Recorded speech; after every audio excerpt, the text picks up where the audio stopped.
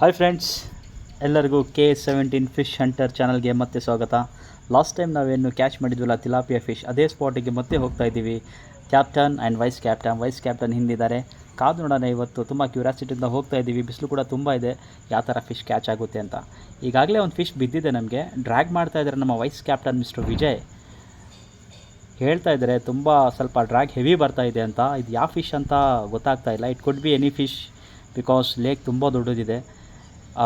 ಯಾವುದೇ ಥರ ಮೀನಾಗಿರ್ಬೋದು ಇದರಲ್ಲಿ. ನೋಡೋಣ, ಆಲ್ರೆಡಿ ಹತ್ತಿರ ಬಂದಿದೆ.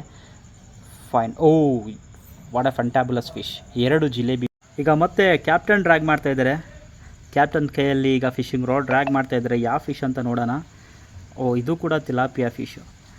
ಏನಪ್ಪ ಈ ಕೆರೆ ತುಂಬ ಬರೀ ತಿಲಾಪಿಯಾ ಅಂದರೆ ಜಿಲೇಬಿ ಮೀನು. ಕೆರೆ ತುಂಬ ಜಿಲೇಬಿ ಮೀನು.